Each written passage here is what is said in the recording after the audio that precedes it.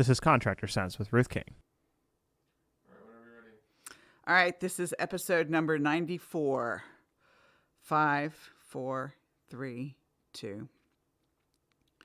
Welcome to Contractor Sense. Here you discover ideas, tactics, news, and information that matters to your contracting business and you. I'm your host, Ruth King. This episode is sponsored by HVAC Trust Books. Go to hvactrustbooks.com to discover how this tool can help you close more sales. Thank you for joining us. Here is how we will help your business and you today. In my wishes for 2020 for you, I said that I wished and hoped that you would be profitable. This podcast really talks about what profitability is. And it may not be exactly what you think it is, simply because profitability is not defined as a percentage in my book. It's defined as a number. And if you look at the history, and I used to do this too, so I learned my lesson, and I'll tell you the story in a little bit. Most people say, well, I earned 10% last year, or I earned 15% last year, or the service department is generating 18% net profit. Well, the percentage really and truly doesn't matter. And the thing that matters, think about it this way. If you go to the bank and you say, I want to deposit my 18% profit, the teller is going to look at you as if you're crazy. The only thing you can deposit in the bank is the actual dollars. So what I started doing in about 2005 and 2006, because I had a whole group of contractors I was working with at the time, all of which who had the same or pretty close to the same gross margins, and some were doing really, really, really well, and others weren't doing as well as some of the other members of the group I was working with. And I'm going, something's wrong here. And it kind of hit me between the eyes is, well, guess what? If we're only looking at percentages, especially gross margins, we've totally forgotten about overhead. And these were the days when I was teaching, just like everybody else, we divide by 1 minus the gross margin to get your selling price. And we do our pricing by divided by 1 minus the gross margin. Well, guess what? Dividing by 1 minus the gross margin doesn't tell you the true picture. What you really need to do is figure out, okay, what are we earning on the bottom line? For every billable hour, what are we bringing in from a net profit perspective? So I started looking at everything from the bottom of the balance sheet, bottom of the P&L, rather than starting at the top, rather than starting at sales, let's start at the bottom. Let's think about what we really want to bring in for every billable hour that we have. And the other thing that I really looked at was the fact that we only have a certain number of billable hours that we can bill every single year for a field employee. There's 2,080 nominal hours in a year. However, we've got vacations and we've got holidays and we've got meeting time and we've got training time. Yeah, there can be some overhead associated with that. But the fact of the matter is we only have that field employee, that service technician, that installer, that mechanic, that foreman, whatever, for only a certain number of limited hours. And we have to maximize the profitability that we get for those limited number of hours, okay? So here's where I'm coming from. What I started doing and took the group of contractors I was working with at the time through a very, from their perspective, painful process, but it actually isn't when you start doing it. And we started tracking billable hours against net profit. And some of their billable hours versus net profit was really, really good. And some of it was really, really awful. And so we decided that, okay, and I asked them, what do you want for a net profit per hour? And if you're driving or you're listening to this and you're going, I don't know, you have exactly the same reaction as all of them did. So when I mentioned for 2020, I would like you all to be profitable and have a profitable company. You can be profitable at $2 or, a penny net profit per hour. But what kind of profitability do you really and truly want? And I'll give you some examples from this year. I started working with 2 new contractor clients, one of which was a $4 million company whose net profit per hour when we calculated it was $3.07. And you're probably thinking, and you probably rolled your eyes in the back of your head, and all of those guys rolled their eyes in the back of their head going, this is terrible. We don't want to live like this. And they now understood why they didn't have the money for bonuses, why they didn't have the money to pay for raises, why they didn't have the money to buy new trucks, and all the other things that the office needed. It's simply because if you're making $3.07 an hour, there's nothing there to be able to afford to give somebody a raise, to afford to do bonuses, to afford to pay for training sessions, to afford to get a new fleet, to afford the marketing programs that can help you grow the business. So a lot of things changed. And if you find that your net profit per hour is, $1, $2, $3, it's probably not something that you want to live with either. And you may be wondering, okay, this is why I'm working all these hours and feel like I'm on a hamster on a treadmill and I'm not getting anywhere. If your profitability is $3.07 an hour, guess what? You now understand why. All right, so the first thing is to figure out where you were in 2019. What was your net profit per hour? And if you don't have a clue, because I don't track billable hours. Well, yeah, you track something in payroll because you got to pay by the hour. Even if you are on performance pay, there is an hour type of, let's say the task is replacing a condenser fan motor or replacing, whatever. There is hours built into that particular task so that you can calculate what the prices are supposed to be for that particular job. And even if a technician gets a percentage of that, there's hours behind it that you've got to track for the Department of Labor issues to make sure you're making at least minimum wage and things like that. So you can actually track billable hours. Most of us haven't done it until I forced the issue. And you just do it. You start doing payroll starting now and just do payroll and see how many billable hours they had versus the number of hours that you actually paid them. And that's what gets you your billable hours. And if you don't have a clue from last year, what you may want to do is say, okay, assume 2,080 hours. We had X number of meetings. We had X number of days off. We had X number of vacation days, and subtract that out and get a number, 1,800 hours or 1,600 hours, and think about how productive they actually were to get what you estimate the billable hours are, and then divide that into the net operating profit that you had last year. And so that's how you figure out where you are this year. Okay. So when we get back from the break, I'm going to talk more about how we actually implement this and how it actually, you can work backwards to get your selling prices given your net profit per hour. We'll be right back. Thanks for listening to Contractor Sense. I've seen my clients' salespeople struggle when a customer asks why they should use your company rather than the competition when your price is higher and you both are proposing the same equipment. I've seen technicians struggle when customers ask them whether they should replace an 18-year-old air conditioner.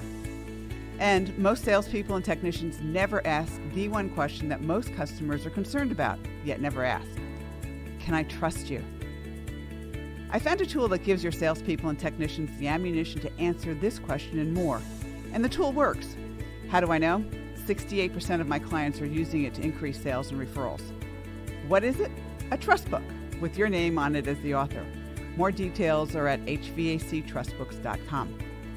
Warning, there is only one contractor per area that can get these great books. Some areas are already taken. They've gone to my clients. If you want your area and want to have a tool for your salespeople and technicians to increase referrals and sales, then go to hvactrustbooks.com now and reserve your area. Eliminate costly warranty leak repair headaches. 3 years ago, Ruth King wrote a leak policy letter for one of her clients who was dealing with huge warranty leak issues. When she gave the letter to technicians and trained them on how to use it, warranty leaks went from zero, that's right, zero. Then, she gave the letter to one of her other clients and any contractor who wanted it. The results? The same, zero warranty leak repairs. The unexpected benefits? An increase in replacement sales. Ruth shares the letter with anyone and everyone who wants it. So, get your sample leak policy letter for free. No strings, no catches, no guaranteed results. Go to hvacchannel.tv or call us at 877-520-4321. Click on the link in the middle of the homepage to get your free leak policy letter. I hope you experience zero warranty leak repairs and eliminate a major costly headache. We're back. Thanks for listening to Contractor Sense. Before the break, I talked about the facts of what net profit per hour was for 2019. If you don't like the number, then resolve in 2020 to change the number. And so how do we actually do our pricing? And how do we actually use this net profit per hour thing that I'm talking about? And by the way, it's a very different change in thinking from the old divide by 1 minus the gross margin methodology. It's something that you just think, okay, I have a billable hour. How much is actually dropping to my bottom line? And it really wakes you up. It wakes your employees up. I had another contractor that I'm working with that we presented their net profit per hour. And no, it was not bad as the $3.07, but it still wasn't good. It was still less than you could make at McDonald's or another fast food restaurant. And the techs didn't like it and the field employees didn't like it. And I said, well, what do you want? And they actually came up with the numbers for the net profit per hour that they actually wanted to see. And so that's what we use as the net profit per hour. So given that, and that actually, they came up with $100 an hour. One person said $500 an hour. And I thought, okay, most contractors don't do that. It's really hard to earn $500 net profit per hour. Can you imagine every service call being, $1,000 because you had $500 of net profit that you wanted for a service call? Probably is not going to happen. Anyway, I'm glad that they were thinking, and I'm glad that they were thinking big. So we decided that we're going to use the $100 net profit per hour for them. And I'm not saying you have to use $100. You might want $50. You might want $200. It's totally up to you in terms of where you want to go. I will tell you, though, if you're starting at $3.07, going to $100 is not going to happen instantaneously. It's going to take a little bit of time to get that to there. All right. So how do we do this? We start with our bottom line of the net profit per hour that we want. And we take the P&L backwards. So we take our net profit per hour, we add the overhead costs per hour, and that gives us our gross profit per hour. And then we add our direct costs to it, and that gives us our selling price. We literally, all I did was take the profit and loss statements backwards. So we know what net profit per hour is. You can easily calculate what your overhead cost per hour is, given the fact that you know how many billable hours, because you use the same number for the net profit as you use for overhead. So look at your overhead for 2019 and then divide that by the same billable hours that you use for the net profit per hour. And that's your overhead cost per hour. For smaller contractors, that might be somewhere $40, $50, $60 overhead cost per hour. It's not unusual for me to see numbers that are that high.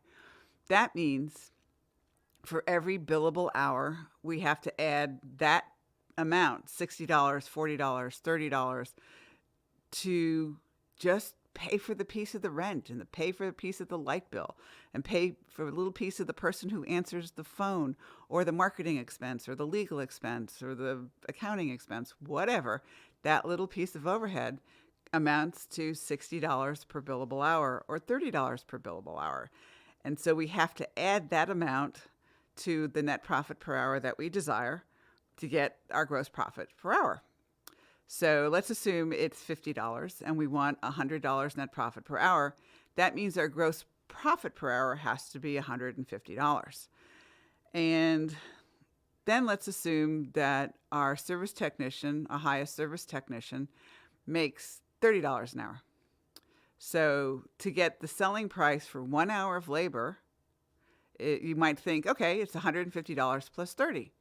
That is exactly right, assuming that you can bill 2,080 hours a year. This is where the confusion comes in sometimes. That is a very direct linear thing up to selling price. However, that selling price assumes that you can bill every single hour of that field employee.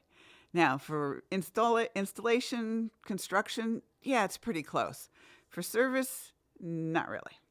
So you have to add in a factor or a multiplier or a divisor, whichever way you want to do it, based on how many productive hours that you actually have. So we've got our $180, and let's say that we're 50% productive. So we have to charge $360 an hour. We have to double it. If you're more than 50% productive, it will be somewhat less than $360, but you have to add that productivity factor in. And you can use this formula and you can use this methodology to price anything out that you are bidding on, whether it's replacement, whether it's service, whether it's replacing a chiller, whether it's doing new construction, it's adding ductwork, whatever. You can do this. And this is a very easy way to do it. You're just adding up. And it also makes sure that you look at the net profit per hour that you really want to earn for every hour that's billable. And that's it. That's as easy as it is. So last week when I said, I hope that you're profitable, I realized I might not have given you all the tools to make sure that you are profitable. Start with your net profit per hour that you want. Actually find out where you were in 2019 and make sure you're comfortable with it. And if you're not, figure out, okay, we want to raise it, then we're going to have to do some things to make sure that we increase our billable hours or we increase our prices or whatever. So net profit per hour plus our overhead cost per hour gives us our gross profit per hour. We add in our direct cost, and that gives us our selling price per hour. It is that simple. So my goal and wish for you for 2020 is that you have the net profit per hour that you would like, and that it is continuous and you have incredibly productive employees so that your selling prices don't have to have this huge factor to make up for non-productivity. Thanks for joining me, and thanks for joining us. Choose the one thing you discovered, and hopefully it is calculating your net profit per hour and overhead cost per hour, and implement it in your business. These ideas, tactics, and strategies help you make more money, have more free time, and give back. If you like today's program, spread the word. Please review this podcast on any device you're listening to it on. Help a fellow contractor make more money too. For comments or questions, call me at 770-729-0258 or email Ruth King at hvacchannel.tv. Thanks for listening. Have a great and profitable day.